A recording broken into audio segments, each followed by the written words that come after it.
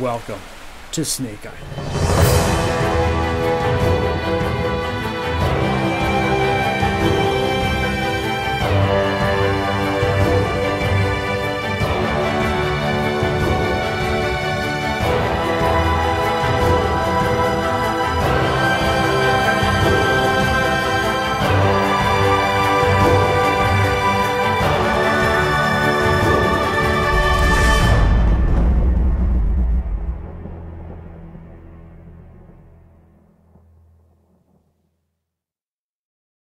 In the last episode, I used a plastic panel to swim to a nearby island.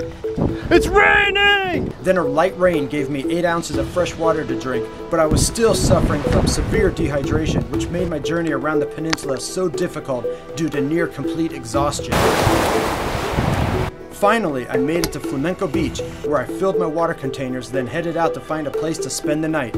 But a bad infestation of no-see-um bugs pushed me away from the beach to the top of a hill. This episode begins with me waking up with painful insect bites and another encounter with no-see-um bugs.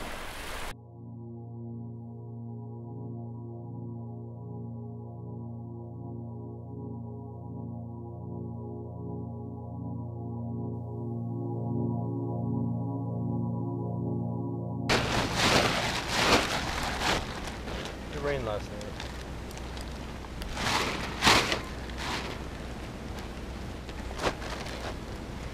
Now this isn't how you really want to spend your time camping in Isla Culebra on top of a roof like this. But under the circumstances yesterday, there's absolutely no wind, especially on the beaches. Up here, I found a little bit. I'm at the top of a hill, and although the ground is extremely hard, I slept better last night than I did on the other previous nights. So, with that said, there were also no bugs that were biting me. And that is extremely important. The funny thing is right now that they're swarming all over me. The no-see-um bugs have found me. The result of no-see-um bugs, and it is so debilitating. I'm in bad shape. I'm in really bad shape.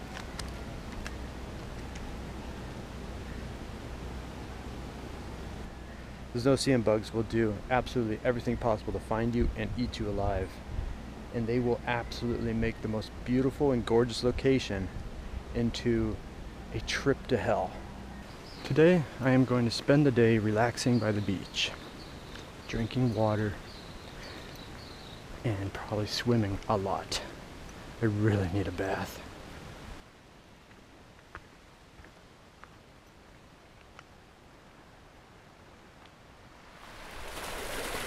This is Tampico Beach. It's super close to where I spent the night, and it's one of my favorite places on Isla Culebra.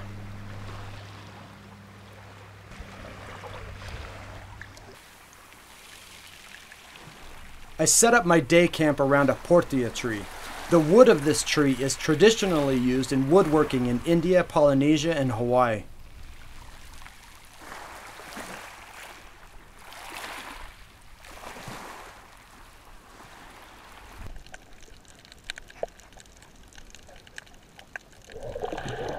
This pipeline carries electricity from Puerto Rico to Isla Culebra.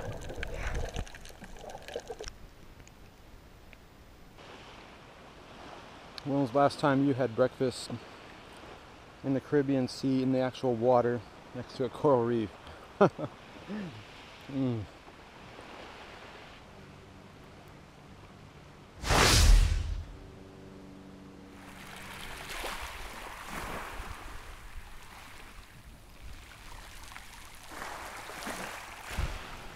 It looks like it's gonna rain, and if it does, I'm ready to catch some water.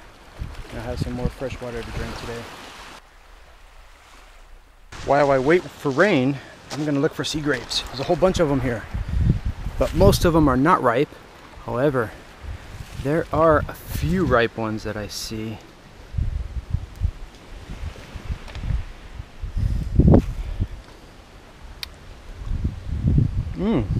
That was sweet. Oh, more. Ah.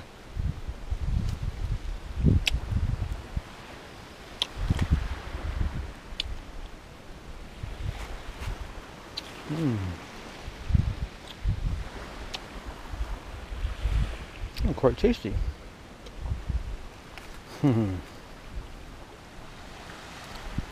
With a big pit and not a lot of juicy pulp, but it's enough to satisfy a serious craving for sweets.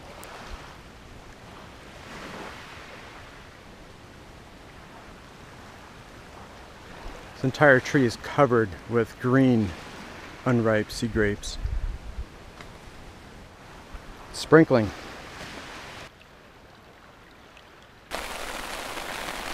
It's raining!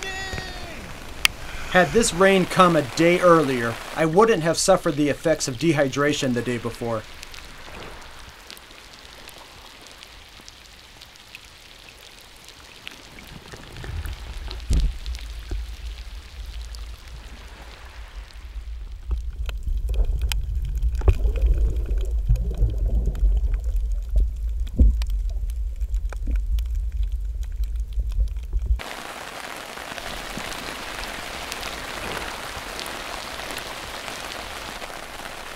I filled up all of my containers for a total of 3 liters of stored water, and the tarp was still overflowing.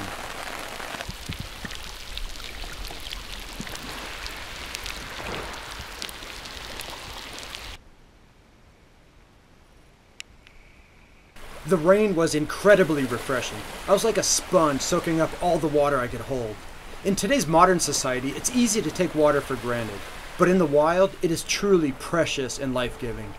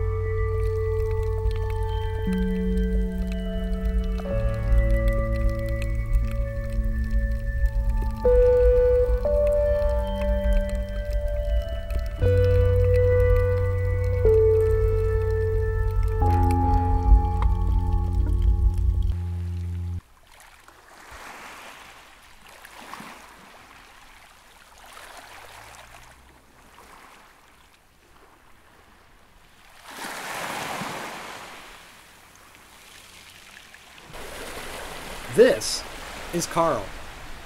I found this coconut at the end of day 2 on the northwest point. As I stared at this coconut, I started to see a face. And so, Carl was born on day 4.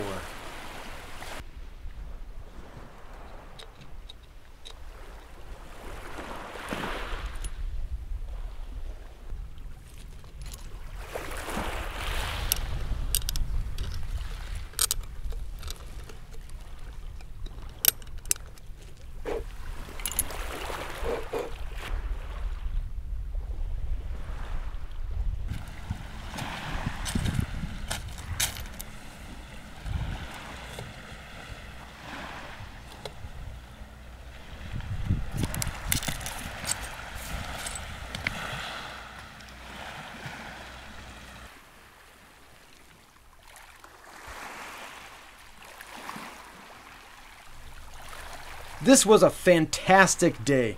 All my needs were met. I ate 3 of my homemade adventure bars, ate lots of sea grapes, had plenty of sunshine to charge my phone and GoPro, collected more than enough water, and had plenty of time to relax, be creative, and swim in the sea.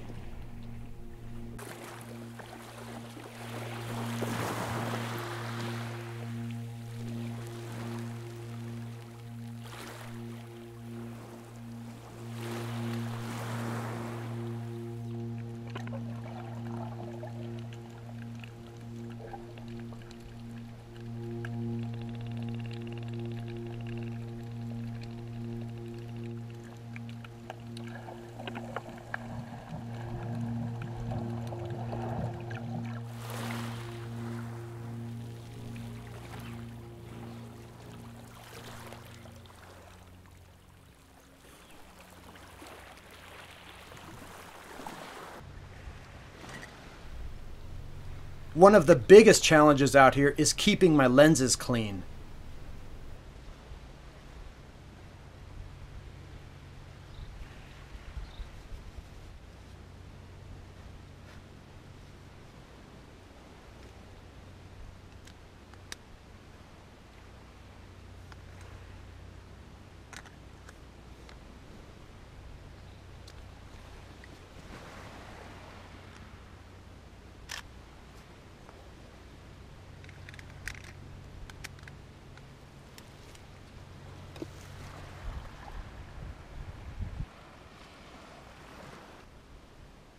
Gently swaying in a Mexican hammock under a shady tree on a warm Caribbean beach is about the best way I know to relax.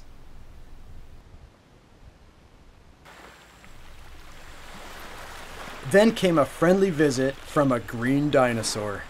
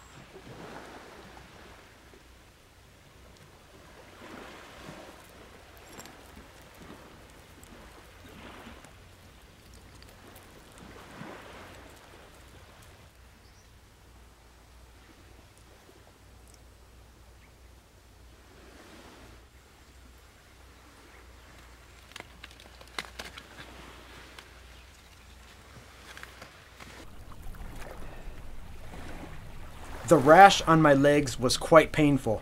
I figured that the cactus flesh probably contains healing properties similar to that of aloe vera cactus.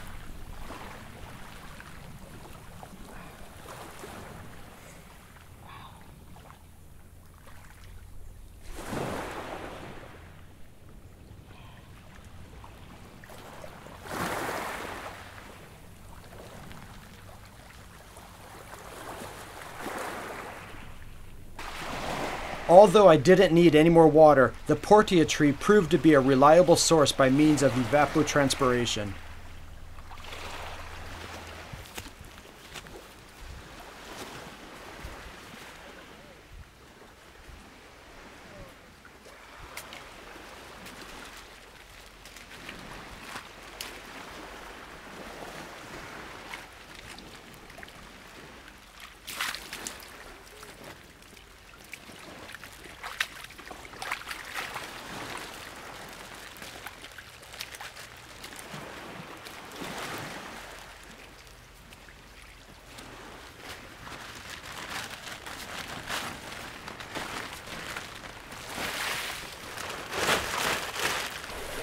I hated to dump the remaining water, but I needed the tarp to protect myself from possible rain at night.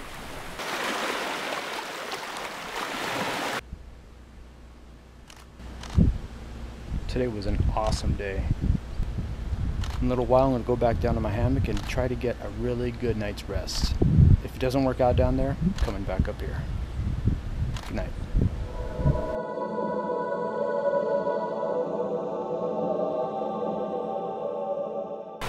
On the next Snake Island survival adventure, I declare Day 5 an Arts and Crafts Day and spend the time inventing fashion accessories and fishing gear, treating my wounds, and trying out a new fast food.